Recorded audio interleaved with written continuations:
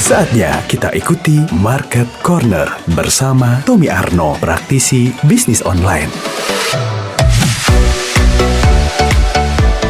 98.5 FM Radio The Mini Station. Assalamualaikum warahmatullahi wabarakatuh. Selamat pagi Admenia, semangat hari Senin. Tentu saja seperti biasanya kita hadir dalam Market Corner yang akan bersama-sama untuk berbagi dan sharing tentang bisnis lewat online. Tentu saja bersama dengan guru kita, praktisi bisnis online, ada Tommy Arnoldvan, Kang Ano yang sekarang sudah ada di ujung Instagram. Kita sapa saja beliau. Assalamualaikum Kang Ano, apa kabar? Waalaikumsalam warahmatullahi wabarakatuh. Kabarnya baik-baik saja, walaupun ada berita duka juga di keluarga kami ya. Oh, turut berduka cita. Siapa yang kondur, Kang? Bapak mertua saya sih yang kemarin dari Sabtu kemarin. Oh, ikut berbelasungkawa, Kang Tom. Ya, baik. Kang Ano, hari ini sudah Ramadan hari yang kedua, Lebarannya masih 28 hari lagi. Gak usah dihitung, Mbak. Iya, anak-anak kecil, anak-anak kecil itu taraweh gitu kan. Nah, lebarannya berapa hari lagi ya Bude ya gitu ya. Oh iya, 28 hari lagi. Lama banget Bude gitu. Iya, dia nunggu THR. Kang Ano, hari ini kita akan ngobrol tentang masih seputar bulan Ramadan ya, strategi marketing selama bulan Ramadan. Karena ini ada masukan bagus WhatsApp dari Indah. Saya itu suka bingung ya Kak, kalau menghadapi momen-momen terutama untuk Lebaran dan juga Ramadan. Saya ini adalah salah satu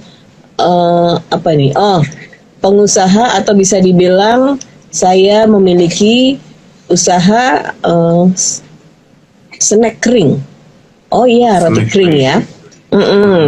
Dan suka kewalahan aja kalau pas momen, tetapi sayang banget habis itu juga kadang-kadang sepi karena banting-bantingan harga.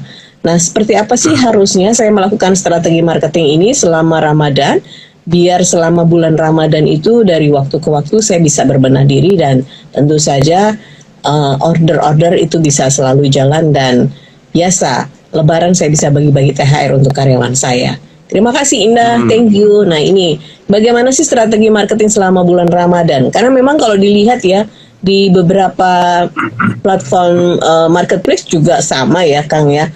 Itu banjir diskon, bahkan hari Ramadan pertama pun dijadikan sebagai momentum gitu ya. Sehingga padat banget. Nah ini Mbak Indah mengeluh, kemudian juga berharap strategi marketing yang dipakai bisa dari tahun ke tahun tetap berjalan. Ya, ini menarik banget ya. Jadi ternyata ada curhatan bahwa ternyata ketika Ramadan itu banting-banting harga, kemudian ya marak dengan diskon dan sebagainya gitu. Nah ini sebenarnya sangat menarik ya, karena saya menemukan sebuah produk di Semarang itu justru nggak ada diskon dia, tapi dia malah bikin kumpulan hampers gitu. Jadi hampersnya tuh nggak cuma satu, tapi beberapa paket gitu kan. Jadi kayak paket bundling juga dengan produk dia lainnya gitu. Nah ini menarik juga. Jadi artinya kenapa kita tuh selalu terganggu dengan orang yang memberikan harga lebih rendah, orang yang bisa memberikan diskon lebih gitu loh. Ya sudah, biarkan saja gitu. Nah, kita juga harus evaluasi juga mereka. Nah, ini riset, pentingnya riset ya Mbak. Jadi kita analisa mereka nih. Apakah produk-produk mereka itu sudah terkenal sebelumnya gitu loh. Nah, kalau sudah, ya mungkin bisa jadi kan, otomatis karena mereka produknya sudah terkenal sebelumnya, mereka ada budget yang lebih untuk memang dipersiapkan untuk sambut Ramadan kan gitu. Sehingga mereka bisa menjual lebih rendah, kemudian mereka berikan diskon seperti itu.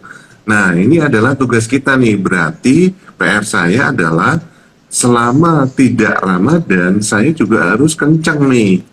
Saya juga harus produknya dikenal dengan banyak orang gitu kan. Sehingga ketika Ramadan pun kita bisa memberikan yang lebih juga gitu kan. Nah, ini juga penting ya. Jadi teman-teman, kita juga selama tidak Ramadan pun kita harus rajin gitu. Jadi rajinnya jangan hanya bulan Ramadan gitu kan. Seperti yang teman-teman misalnya jualan busana muslim pun saya lihat juga mereka tetap apa namanya, eksis lah gitu. Nah ingat ya, eksis di sosial media atau eksis di internet itu sangat penting, sehingga tidak dengan adanya momen-momen itu kita baru bisa memberikan sesuatu. Kalau menurut saya justru ketika momen tertentu justru kita tidak memberikan diskon kalau menurut saya ya, karena saya tidak pernah ada diskon nih, kecuali saya ada investor nih yang membantu atau sponsor ya yang membantu bahwa saya bisa mengecilkan harga kelas saya misalnya kayak gitu, itu karena ada bantuan sih, ada sponsornya gitu. Nah kalau misalnya kita belum ya sebaiknya sih tidak memberikan diskon ketika Ramadan sih menurut saya gitu Mbak. Ya, jadi mungkin Mbak Indah nggak tahu nih sebelumnya apakah tetap konsisten ya menjual snack kering ini dengan bulan-bulan sebelumnya, belum bulan Ramadan ya.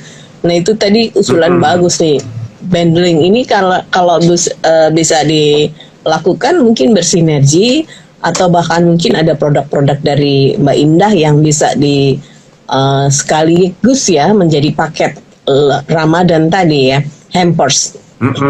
Itu Mbak. Jadi harus riset, memang betul-betul riset ya, sehingga kalau jual tiba-tiba Ramadan kemudian mengambil momen itu kemudian baru jual ya memang agak beda ya Mas, kecuali itu memang sudah punya pelanggan yang ini memang sudah setiap tahun pesen gitu ya. Betul, itu sih. Karena nanti kan ketika Ramadan kan laku yang beli, tapi ketika dihitung ini cashnya berapa sih, misalnya omset memang lonjak gitu waktu Ramadan, tapi ketika beneran dihitung net profitnya, loh kok cuma sekian ya. Nah ini kadang yang terlupakan oleh kita. Jadi ya nanti kita juga memang harus benar-benar belajar tentang finansialnya gitu kan, laporan keuangan dan sebagainya itu perlu dipelajari juga. Tetapi ya itu ingat, sebelum Ramadan pun kita sudah banyak yang beli gitu kan, sehingga nanti kita bisa melakukan promo khusus. Nah promo khusus ini sebenarnya harganya tidak berubah, tidak turun, tapi kita ada tambahan dari produk lain gitu. Jadi seperti tadi bundling seperti itu, sehingga nanti kombinasinya itu adalah ya subsidi silang gitu kan, produk yang ini subsidi dengan produk yang satunya lagi.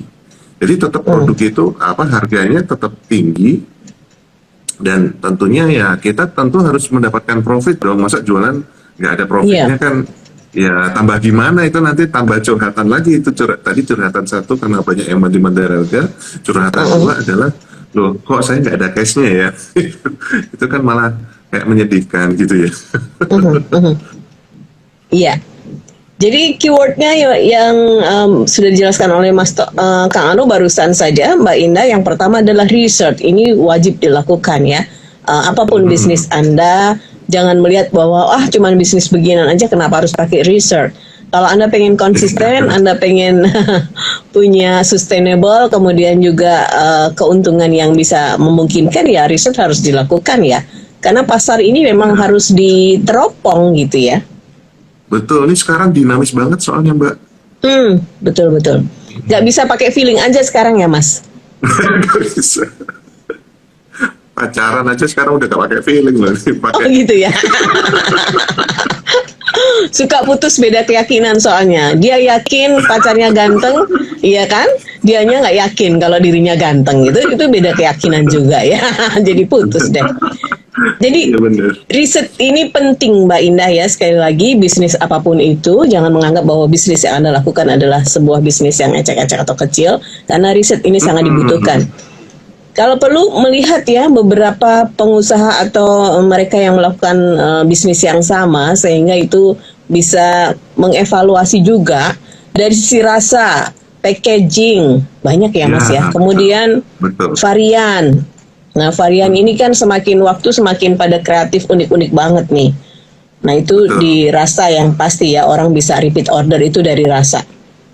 Kemudian yang berikutnya adalah eksistensi.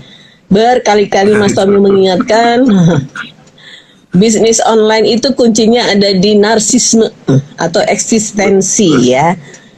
Walaupun Anda sudah buka di platform marketplace, tapi kalau di sosial media sendiri Anda tidak menawarkan, kalau Anda punya toko di marketplace tersebut, maka tidak bisa dikunjungin, jarang dikunjungin orang. Dan yang berikutnya paling dilakukan adalah belajar finansial. Ini yang kadang-kadang di emak-emak the power of dompet gitu ya. Antara bisnis dan juga rumah tangga bisa campur aduk-aduk kayak gado-gado Ya, gitu Kang Ano. benar, benar, Mm-mm. benar. Nah ini Jadi kuncinya ya, gimana itu ya juga Mas? penting, Mbak. Ah, jadi kuncinya itu adalah tadi sudah disebutkan oleh Mbak Santi juga kan. Karena contoh nih yang tadi saya sebutkan sebuah produk di Semarang itu dia itu biasanya untuk apa namanya kemasan cookiesnya dia jualannya cookies ya. Mm. Cookiesnya itu isinya 5 biji, tapi ketika Ramadan ini jadi 6 piece loh. Walaupun nambah cuma satu, tapi itu sangat berarti kan. Jadi seolah-olah kita itu mendapatkan hal lebih ketika Ramadan, tapi harganya tetap sama gitu kan, artinya tidak memberikan diskon atau tapi memang ketika Ramadan ini mereka itu menyiapkan nuansa kemasan khusus pas bulan Ramadan gitu. Jadi siapkan Oke. packaging tentang hampersnya hijau warnanya, padahal tadinya tuh warnanya putih dan kuning gitu. Tapi khusus di Ramadan ini karena Ramadan kan ya kita ada Identik terkait ya. warna hijau gitu kan, identik dengan warna hijau. Disiapin sama mereka ini itu keren banget sih. Jadi cookies itu harganya tetap sama tapi ditambahin gitu, tambahin jumlahnya yang tadinya 5 sekarang 6 piece. Ini saya lihat ini keren banget sih, walaupun ya mungkin orang cuma nambah satu ini, tapi bagi saya ini menarik sekali dan itu keren banget gitu. Artinya apa? Sebetulnya mereka sudah mendapatkan untung dari menambahkan satu piece aja gitu. Satu Sehingga tambah. tidak harus mengurangi harga gitu. Tapi memang benar-benar bahkan menambahkan kemasan dengan warna Ramadan. Itu keren banget sih. Jadi boleh dicontoh nih. Makanya kenapa kok kita itu harus terus menganalisa. Jadi teman-teman yang juga menjual produk yang sejenis itu harusnya diintipin tuh ya. Kita memang fokus sama produksi kita, sama produk kita gitu kan, tapi jangan lupa ngintipin orang-orang yang jualan produk yang sejenis gitu, sehingga kita mendapatkan ide, mendapatkan inspirasi, juga mendapatkan kekuatan dari situ. Nah gitu loh Mbak. Betul. Baik, ini sudah ada yang masuk dari 081565 sekian dari Sally di Batang. Selamat pagi Mas Tommy dan juga Mbak Santi dan Apredio. Saya suka sekali mendengarkan Apredio dan lewat streaming yang saya lakukan. Ya jangan lupa di-download ya di Play Store ya. Apredio SNG. Ingat itu. Ingat itu ya. Baik, Sally menanyakan Mas Tom. Mas Tommy, apakah bisnis makanan atau snack kering yang seperti dilakukan oleh Ibu Indah tadi penting banget juga kita menentukan segmentasi? Ataukah semua pasar bisa kita rangkul? Terima kasih. Ya, nah ini bagus banget sih pertanyaannya dan banyak yang belum dilakukan oleh kawan-kawan yang berjualan gitu, apapun produknya. Jadi segmentasi itu sangat penting, ya kan? Saya punya produk, apapun itu, produk itu kan barang dan jasa gitu. Tentunya ya kita harus memilih, tidak semua orang itu sesuai gitu. Contoh, kalau dulu waktu itu saya naik bis malam gitu kan. Bis malam itu kan selalu ada pedagang asongan yang naik gitu kan. Dan kemudian saya ini alergi kacang gitu kan. Terus dikasih kacang sama dia gitu loh. Nah artinya apa? Produk kita tuh tetap harus segmentasi, ya kan? Ini mau apakah yang tingkatnya premium, apakah yang menengah atau yang di bawah gitu. Nah itu pun segmentasi. Kemudian produk saya ini hanya cocok untuk anak usia dari 5 bulan sampai dengan 10 bulan misalnya. Itu segmentasi, bahkan itu menjadi spesialis gitu kan. Produk gamis saya tuh khusus jumbo misalnya kayak gitu. Nah, itulah pentingnya segmentasi. Kenapa kok segmentasi? Ya karena sesuai dengan orang-orang yang membutuhkan. Itulah tadi kembali lagi kami di aliran kami itu ada aktivitas riset supaya mengetahui kebutuhan pasar terhadap produk kita. Sehingga nanti ketahuan tuh, ternyata ya kebutuhan pasar terhadap produk saya itu adalah ABCD gitu. Jadi disesuaikan, kita tawarkan kepada mereka. Karena memang tidak semua produk itu bakal akan dibeli dengan orang-orang yang kita tawarin terus gitu. Jadi intinya adalah ketika di sosial media pun, ya orang Indonesia itu sebenarnya nggak senang dijualin gitu. Walaupun mereka senang beli gitu kan. Senang beli, tapi betul. Tapi nggak mau ditawarin. Kebutuhannya, nggak mau ditawarin, bener. Jadi tetap harus ada segmennya gitu. Itulah fungsi target market, penyusunan target market. Jadi produk saya itu kepada siapa, apakah laki-laki perempuan, usianya ada di mana, minatnya apa, pekerjaannya apa. Nah itu disusun dulu supaya kita tek, jadi penembak gitu. Gitu. Iya, oke. Nah ini masih di argumentasi lagi sama Sally. Nah, Oke. Sally tanya gini, Mas Tom, bukannya snack itu dan juga makanan yang sekarang di Ramadan dan Lebaran itu semua orang membutuhkan. Jadi sepenting apa target itu bisa kita bikin gitu? Sepenting apa? Betul, sangat betul. Snack, kue kering itu orang memang membutuhkan. Tapi yang bagaimana? Nah, tadi sudah disebutkan Mbak Santi, rasanya, ya kan? Kemudian mungkin packagingnya, kemudian bagaimana pelayanan kita, responnya seperti apa gitu. Nah itu harus dipelajari juga, jangan sampai kelupaan gitu kan.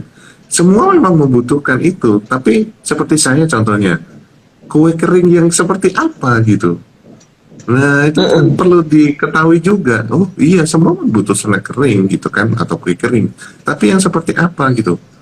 Oh nastarnya yang bagaimana. Kemudian yang paketnya tuh seperti apa gitu. Terus apa namanya, nastar itu kan pasti dalemannya selai nanas kan.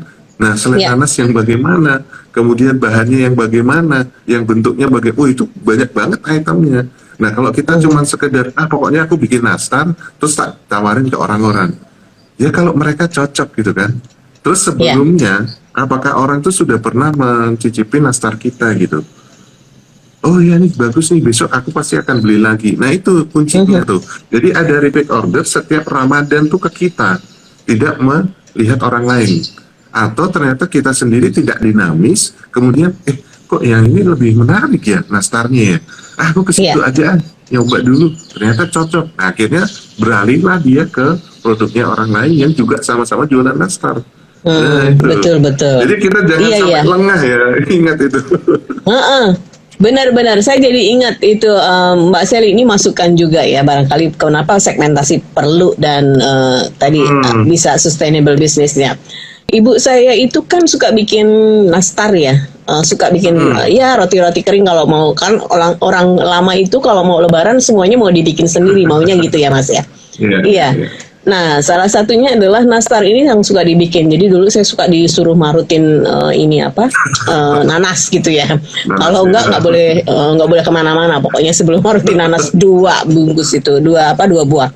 Nah, sekarang kan sudah sepuh ya, jadi kami semua yang ngurusin. Nah, salah satu yang cocok beliau itu adalah salah satu produk nanas itu yang dibikin oleh istrinya dari Apridio ini, tapi dia hanya bikin kalau bulan Ramadan untuk Lebaran aja.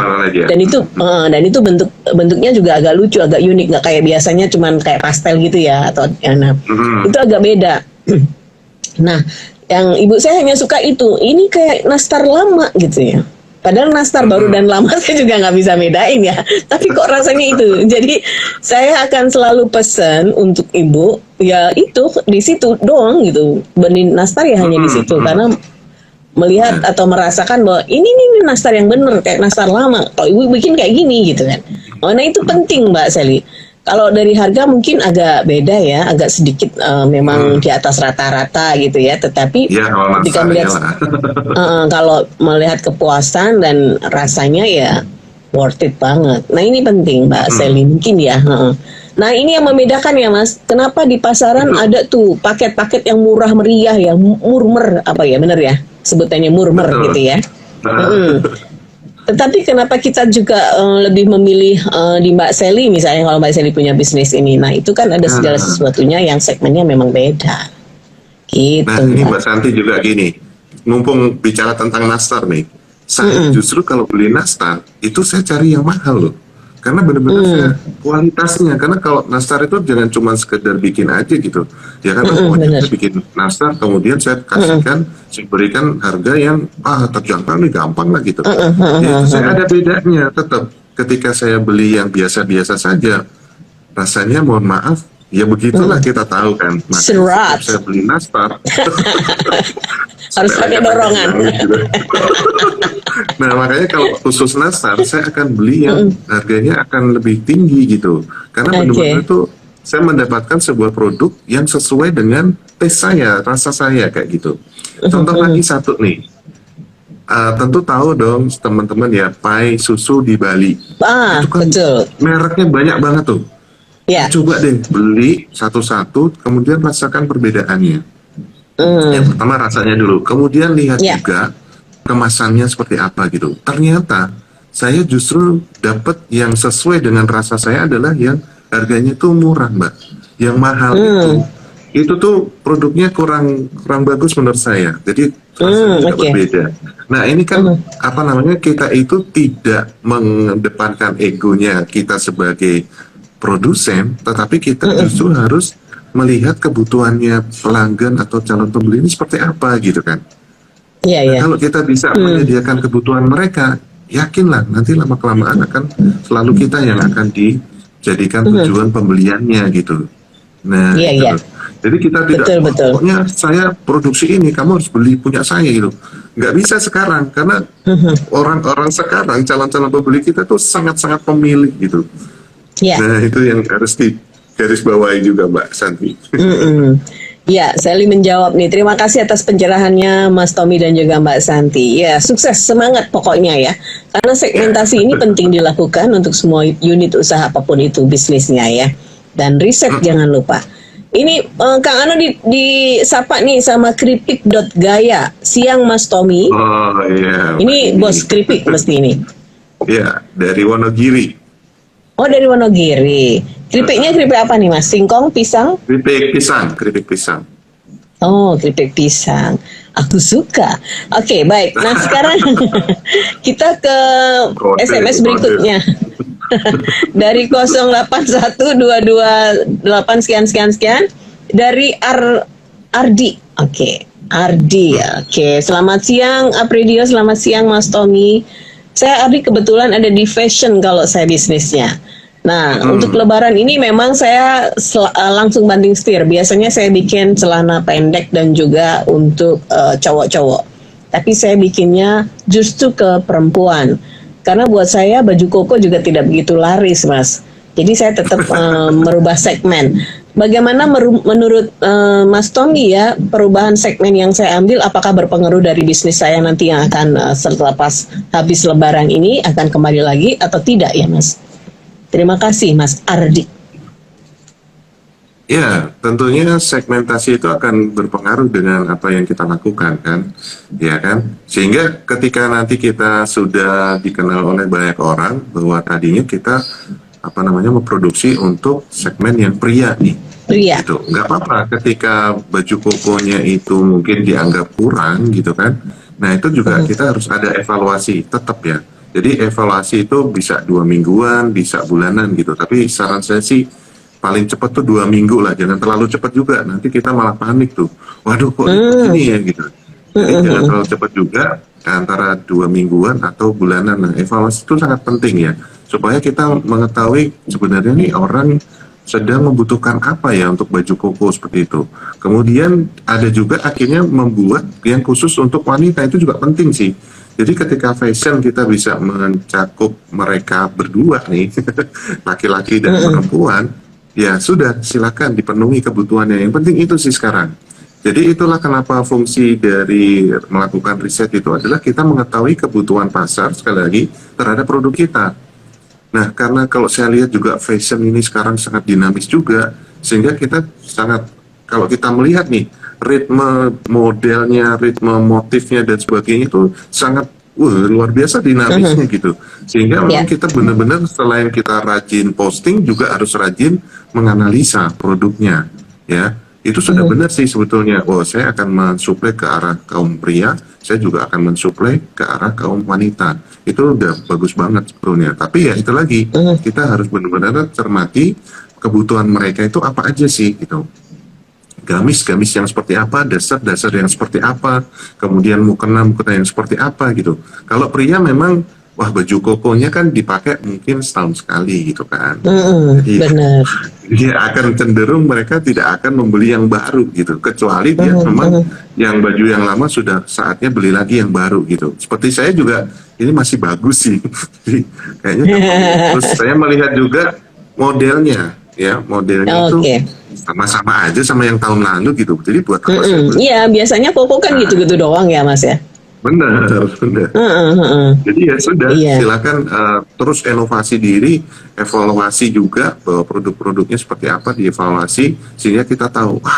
Ya kemudian tadi analisalah produk-produk sejenis yang orang lain juga jual gitu, juga buat gitu, sehingga kita tahu lagi kekuatannya apa, kita contek aja udah, kita ulik.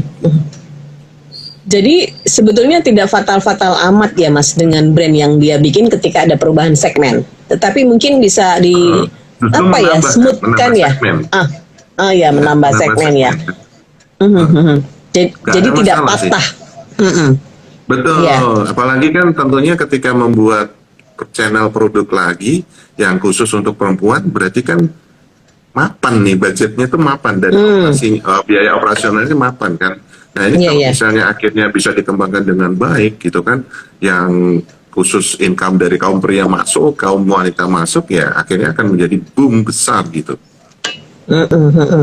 Anggaplah ini diversifikasi usaha ya, tadinya fashion cowok, kemudian ambil segmen wanita gitu ya, karena memang prospek. Betul. Ini kena aja kan ada model Syahrini, terus siapa lagi ya, ada Andin gitu ya.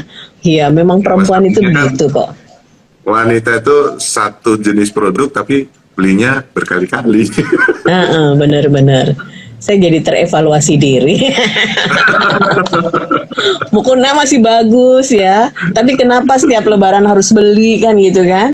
Dan itu munculnya hanya buat lebaran doang gitu kan. Padahal yang dipakai ya yang pengu itu doang setiap hari ya. Oke, baik. Mas, ini ada pertanyaan dari kripik.gaya. Menambah segmen maksudnya gimana, Nggih? Gitu.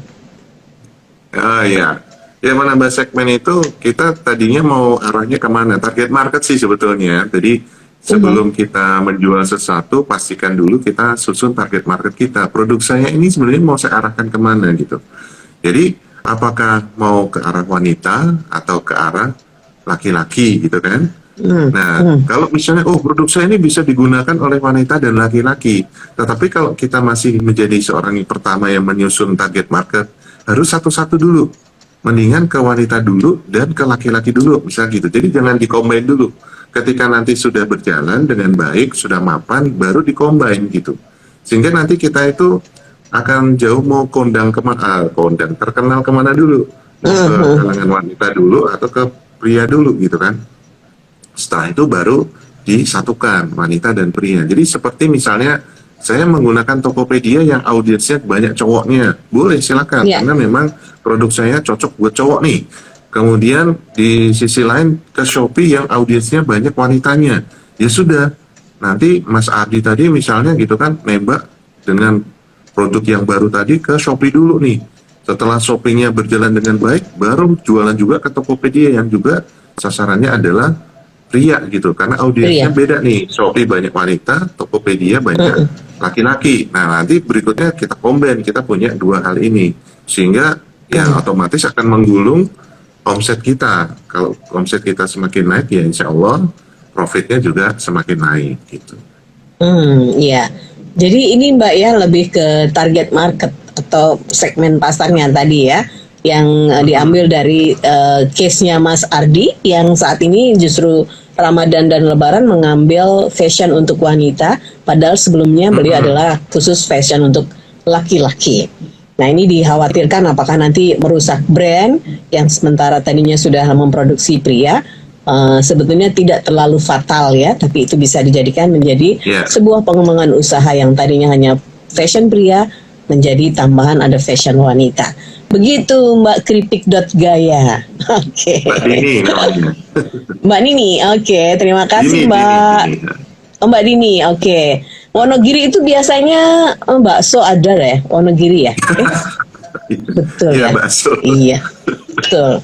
Terima kasih Mbak Dini udah atas partisipasinya. Ini ada lagi Mas pertanyaan berikutnya dari 081 sekian dari Indra. Selamat pagi Mas Tommy dan juga Mbak Santi. Gayeng banget kalau siaran. Pertanyaannya adalah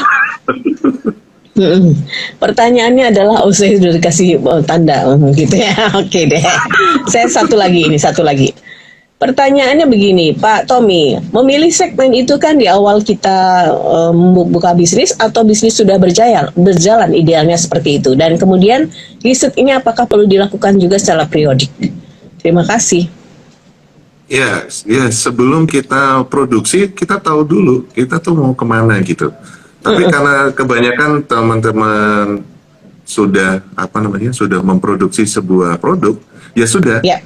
Produknya akhirnya kita evaluasi kan sebenarnya produk saya ini cocok kemana gitu.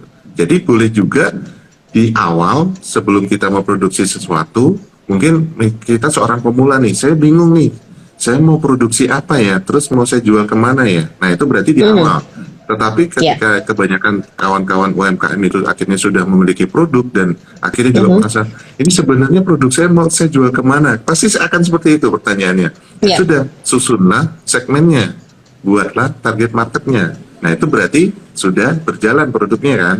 Nah bisa juga selama perjalanan produk seperti itu. Jadi ya kalau riset, kalau di kami selalu di awal sebelum kami menjual sebuah produk, kami akan melakukan riset dulu supaya kami tahu kebutuhan pasar terhadap produk itu seperti apa.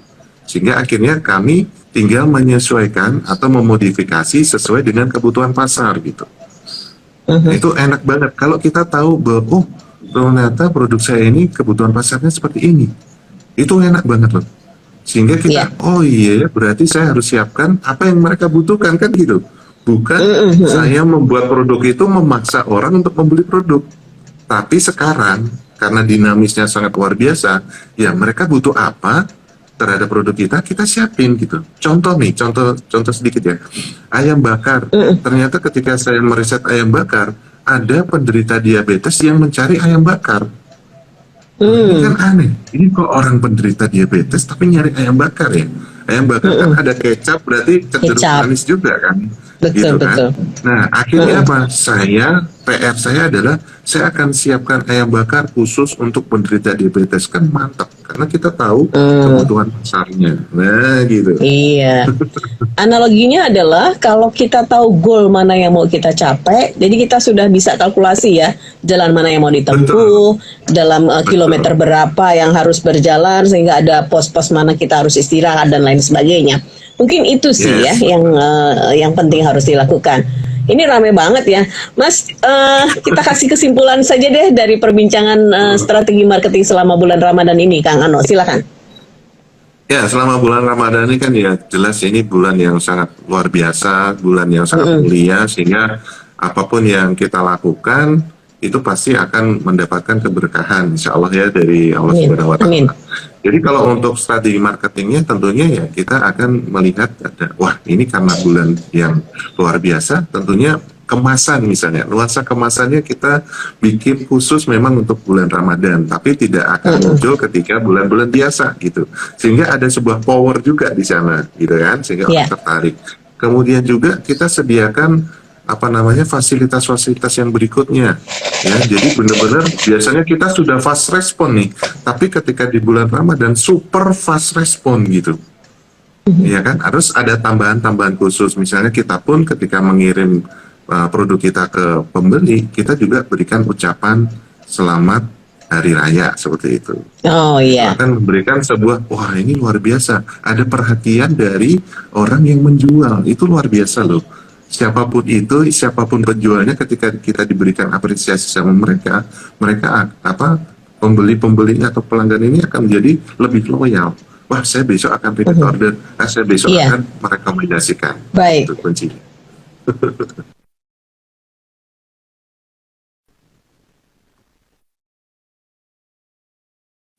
Baik, Mas Tom, terima kasih banyak untuk waktunya. Jaga kesehatan tentu saja, selamat menjalankan ibadah puasa Ramadan. Insya Allah ketemu lagi minggu depan dengan tema yang lain tentu saja. Dan terima kasih untuk Anda yang sudah bergabung. Mudah-mudahan beberapa yang sudah disampaikan oleh Kang Ano bisa menjadi insight untuk kita semua. Thank you, Kang. Assalamualaikum warahmatullahi wabarakatuh. Sama-sama. Waalaikumsalam warahmatullahi wabarakatuh. Disiarkan langsung dari Menara Universitas PGRI. Up Radio. Jalan Sidodadi Timur, nomor 24 Semarang. Inilah 98.5 FM. Up Radio, the mini station.